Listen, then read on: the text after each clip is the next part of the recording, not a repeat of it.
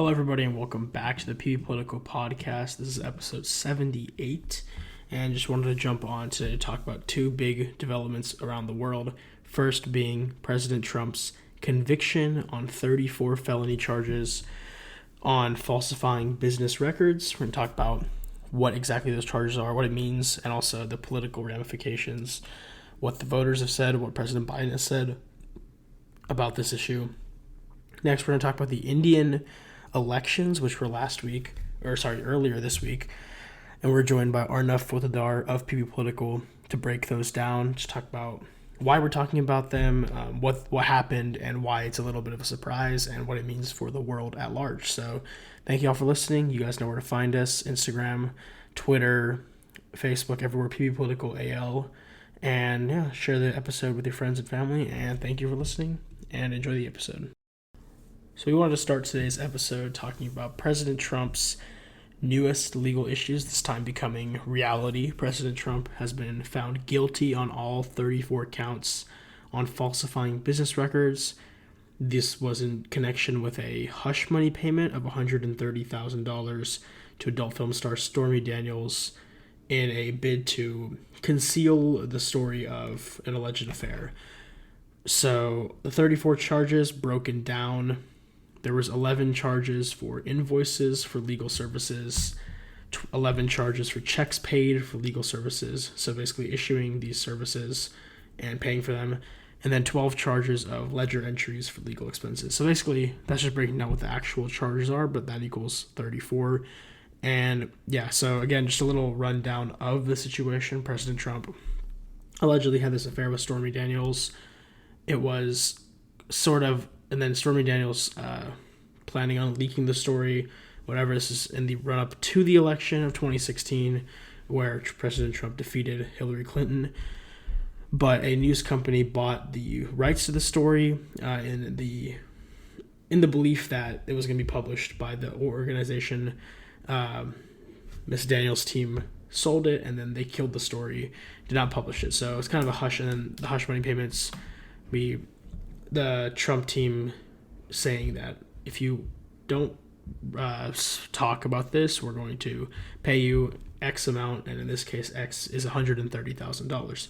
So the jury found President Trump himself guilty on all 34 counts. This makes President Trump the first former or sitting U.S. president to be found guilty of a crime, really historic. Been convicted, so being found guilty. A very historic day in the United States, because now we're in uncharted territory. There's a chance President Trump is in prison by the time November 5th rolls around, Election Day rolls around. The sentencing for this case has been set for July 11th, which means even crazier, we will have a presidential debate with President Trump, President Biden, before the sentencing of this trial begins. So I assume, and I think anybody that watched that debate will probably have a healthy dose of President Biden attacking former President Trump for this conviction and much more. So, and another big date, and I completely forgot about this, the Republican National Convention, where the nomination of Trump will actually be official from the Republican Party, meaning that the Republican Party officially nominates Trump to be their nominee for the November election. Starts on July the 15th, so right after the conviction. So after the sentencing, So that's going to definitely be an interesting, a very fun and contentious, you could say, convention. Definitely going to be a lot of ruckus, and definitely going to be very passionate on the Republican side in defense of President Trump, and then I'm sure you'll have protesters and everything on the other side. So that's a bit of the layout of what we're looking at now that this has happened. More of the reaction side politically. President Biden has lashed out multiple times about this whole situation, but also after the sentencing, President Biden added, this is at a campaign event, he said that this is a quote, "The threat Trump poses in his second term would be greater than it was in his first." Nothing specific. they've been trotting out, they being the Democratic Party's been trotting out a lot of celebrities, a lot of high-profile figures, Robert De Niro being one big one, to come out and sort of critique Trump during this trial, which is going on in New York City, where a lot of these people live, going out and speaking out against Trump, advocating for Biden, stuff like that, really showing you the campaign is kicking off in earnest. Another quote from Biden: "He can't accept the fact that he lost. It's literally driving him crazy." And he also says some interesting things, one of which is actually taken from a very poorly misquoted Trump line, where President Biden's quote: "If he loses, there will be a bloodbath in America." Sorry, he says if he loses, there will be a bloodbath in America. That's actually, it's kind of funny because that's actually a quote, a mischaracterized quote from the Trump administration, from a Trump campaign stop, where it was something about automobile manufacturing. So Biden using sensationalized quotes to hit back at the former president, and this is going to make this June 27th debate a lot of fun. On the polling side, after the conviction, some polls dropped. ABC and Ipsos post-conviction poll shows that 52% of independents in the survey said that Trump should end his campaign, which is very high. Obviously, 52% of independents is a big chunk of the country. Furthermore, 67% of people in that group labeled themselves, or inside that group of independents in the survey, there was a large amount that labeled themselves double haters, which means that they're not fans of Trump or Biden. And of those double haters, which frankly is also probably a large part of the country, 67% said that Trump should suspend his campaign. So even within the group where they're really looking at this election as a lesser of two evils matchup, 67%, 2/3, 2 out of every 3 people think that Trump should end his campaign after this conviction. At the same time, in that same poll, President Biden's approval is only 32%. So there's really no winning for these independents, and I don't blame them at all. And I think a lot of people feel that same way right now. At the same time, a little bit earlier, this is still post-conviction, Reuters and Ipsos poll shows that Mr. Biden is actually leading Trump and RFK Jr., Robert F. Kennedy Jr., 34-33 to 10. Biden up by 1 point. And within this poll, very notably, 1 out of 10 Republicans said that they would not vote for Trump if he had a felony conviction, which he does. So this is kind of throwing the numbers game off in so many aspects. Not even just the original numbers game being that you have an independent that's getting 10%, 15% each poll, RFK Jr. So you don't know where those numbers are going. That's why you see these 30s for Biden, 30s for Trump, sometimes 20s for Kennedy. There's just such a variability. Throw in the fact that 10% of Republicans are saying they won't vote for Trump if he has a felony conviction, which he has now. Then you have a complete mess. And then you throw in the fact that President Biden is the lowest approval since Jimmy Carter going into a re-election cycle. 32% is a super low approval. I think Trump left. Trump was heading into COVID with around a 50%. This is historically low approval for Joe Biden, and it's kind of funny just to look at from the outside, because you have a candidate in Trump who is everything that you don't want a politician to have, I guess you could say, with a criminal case, and then just being very polarized and all that. You have that on one side, then you have Biden, who doesn't really do much in that polarization, and he's much more a traditional politician, but he's just old. He's just old, and he's not doing anything, is what a lot of people feel like, and a lot of people aren't feeling the effects of what they call Bidenomics. When you have inflation 20 plus percent in 4 years, then it makes sense why people aren't really big fans of the current administration. So this election cycle is just turned on its head, and we just wanted to bring a little bit of a deep breakdown of what's going on with the Trump cases. Do we plan to see him in jail? Not sure yet. Unlikely is what everyone's saying. There's a widespread thought that if this goes to an appeal, which they will undoubtedly appeal this, the charges will be dismissed. But we'll have to see with all that. And yeah, going into the June 27th election, President Trump is now the first sitting or former U.S. president to be found guilty of a crime. So thank you all for listening. We'll be back for the India segment. And joining us to talk about the Indian elections and their impact on the world and the United States is Arnav Fotedar. Thank you for coming, Arnav. Thank you. Yeah, so we had the elections, I guess they're recent, like yesterday, right? They ended yesterday, correct? Yeah. The time's a little off, but just off the bat, you know more than I do. What were your initial read of the results coming out of India? So many of the exit polls predicted that BJP would kind of like gain seats and have a like larger majority. And the BJP is basically the ruling party with the current Prime Minister, Narendra Modi. And they're kind of like a right-wing aligned party. And the actual results came out like today. By Indian time, it's like really late, June 4th, but they came out today in India. And it showed that the ruling party actually lost seats, and they don't have enough seats to form a government on their own with their own party. Previously, they had 303 seats, and you need about 270-ish to have a majority of seats in parliament. But they have about 240-ish right now, and they need to form a coalition to have a majority in government. And the current Prime Minister, Narendra Modi, will come back for a third term. It looks like that's going to happen, but he's going to have a smaller mandate, and he's going to need to work a lot with other parties in order to actually get things done. Yeah, so like I guess let's just like go over it real quick. We forgot to do that, but yeah, the BJP is Modi's party, right? And yeah, you're saying right now they only have 240 seats, according to Decision Desk results and the Election Commission of India. The Indian National Congress, which is, I guess, I don't know if they're historically, they're one of the oldest parties in India, I believe. I think they were founded way back during British rule. They have 99 seats.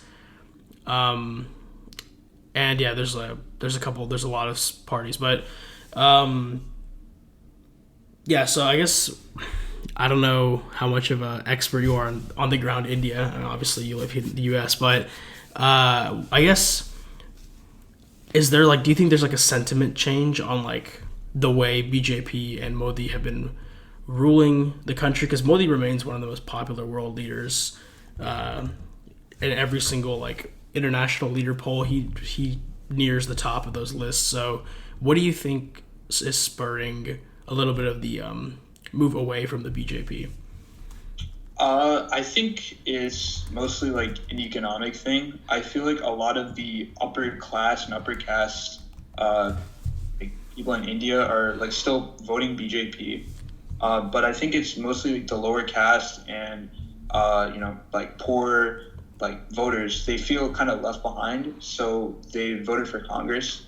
And I mean, in 2014, when the BJP initially came to power, it was mainly because like Congress had like corruption scandals, and then in 2019 it was kind of just like like BJP was still very popular, and even though like their policies are still very controversial, Modi still remained kind of a popular figure, and Congress was still very like Congress Party, Indian National Congress, was still very disorganized in the last election. So, they still lost in landslides in both 2014 and 19, but they came a lot closer this time. I think the main reason, it's not that Modi is any less popular, because he's still a very popular leader, but what's happened is the Congress Party has definitely like improved their ground game since 2019. And and they have a coalition, like they changed, it used to be the UPA, and now it's the India coalition, and they're bringing in a lot more like different parties. And I think that's like the reason why they've been able to make so many gains. They're just a lot more organized than last time. Yeah, and like to win a majority in their Congress, you need 272 seats. Like I said, they're at 240, so they're 32 short. I guess one thing so India is obviously the largest democracy in the world. I don't think people in the U.S. We have a pretty large representative republic, but like over 1 billion people, I think over 800 million, or is that right, are able to vote in these elections. So basically triple the population of the U.S. almost are just able to vote, and a lot of them do. So, and they're voting, their elections are like a month long, right? Like they're going throughout. They're not just one day. Like we don't have an election. We have an election day. They don't have that, correct? So, I guess the one thing that I personally like have seen a lot coming out of India. I guess like a lot of the things that the BJP negatively is painted as being more of like a Hindu nationalist party. Do you think it's any like? Do you think it other than the economics, which I do think people tend to vote on economics? There's always a subset of people that vote socially. Do you think there's a little bit of an unrest in India, especially with like? Yeah. Yeah, go ahead. Sorry. Definitely, it's like a lot of people like they have like realized that BJP kind of played a lot of politics related to religion. They're like Hindu Muslim this and Hindu Muslim that. I feel like some voters kind of were able to see through it this time. Obviously, they still kind of have a like really big hold on like upper caste, upper class, Hindu voters in India. But I mean, yeah, there definitely is a little bit of unrest, but I still think a lot of voters are still voting for BJP. I mean, they're still probably going to end up with a majority. It's just a smaller mandate because Congress, I think the main reason why they had such a large majority is because Congress was very disorganized the previous two elections. They kind of got their act together this time around. So you think it'll be fairly easy to, because they're not going to get an outright majority, right? But like, do you think that it'll be pretty easy to get a coalition going? They're probably going to get a coalition. They have the NDA, and there's a bunch of other regional parties that are going to join their coalition. So they definitely have enough for a coalition. But I definitely see Modi. He's going to have to work with other parties a lot. He's definitely going to have to calm down his rhetoric a lot more, because his rhetoric has been seen as very like inflammatory against like minorities, like Muslims and Christians in India. But yeah, definitely. He's going to have to like reach across the aisle a lot more and be a lot more careful, because definitely this was like more of a wake-up call to his party. It was kind of an embarrassing result overall. Still a victory, but definitely a moral victory for the opposition, who basically had like almost very little power going into this election, and they made gains like almost everywhere, especially in UP, Uttar Pradesh. That's a state where they outperformed a lot of the expectations. And it was like a shock to many people.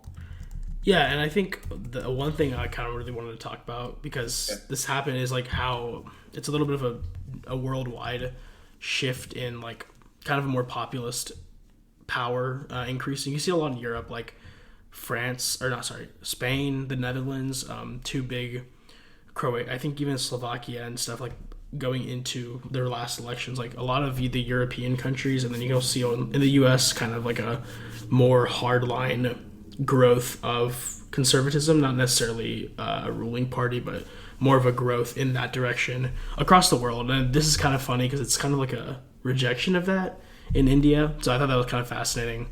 I guess, I don't know if you have anything to add to that. I just kind of found that a little neat because like you can see the reversal. Like the Netherlands just elected their most conservative government or their party in a while, and then I don't know if they got a coalition together, but like it's kind of interesting to see like a little bit of a rejection of that in a sense in India. Yeah, I mean, you've definitely seen like a rise in like right-wing populist movements over the past decade. I mean, obviously in the United States, like election to Donald Trump kind of like gave birth to like the MAGA movement, right? And then this has been happening in other countries, Brazil, there was Jair Bolsonaro, and like many other countries just kind of had like an uprising of like populist movements. Yeah, I mean like Fico in Slovakia, who just got shot. Viktor Orban, perfect example, in Hungary.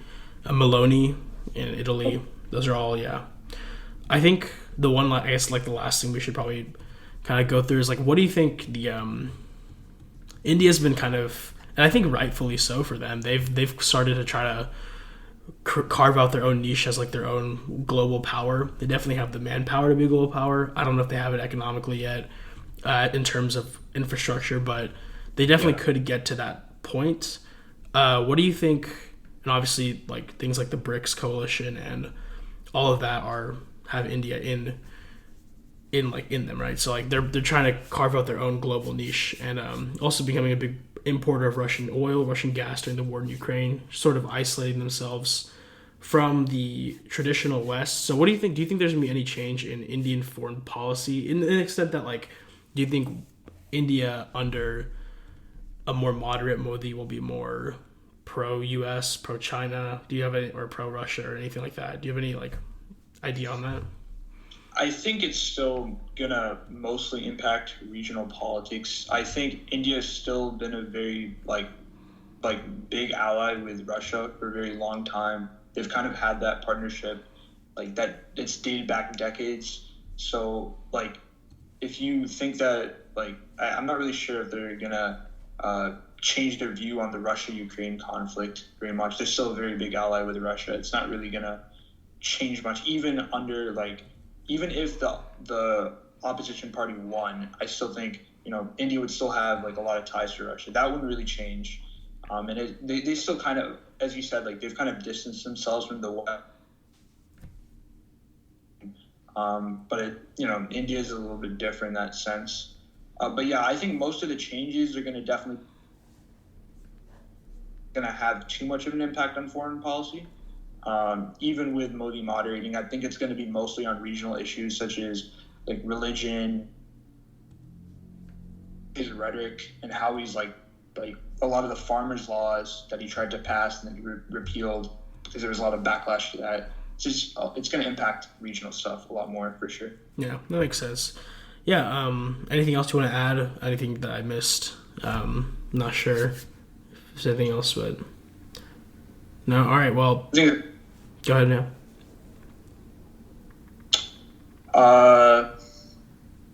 I think that's like all I kind of have to say. I'm not like super like well versed in Indian politics. I just have like a baseline understanding of what's happening. Yeah, we just wanted to give like a little bit of a, because I mean, again, like India, biggest democracy in the world, it's kind of important, even though like they're kind of like a sleeper, no one really thinks about it. But this is a big year for elections, and they haven't kicked it off. Obviously, Taiwan kind of kicked it off, but this is one of the bigger ones going into November. So thanks for joining, Arnav. You guys can find Arnav on PBPolitical. Great writer, gubernatorial forecasts. I'm excited to check them out this year. And thank you all for listening. We'll be right back. And that's all for today. Thank you guys for listening. Just a little quick episode covering two massive events, both at home and abroad, and about what their implications will be moving forward for the world and for us.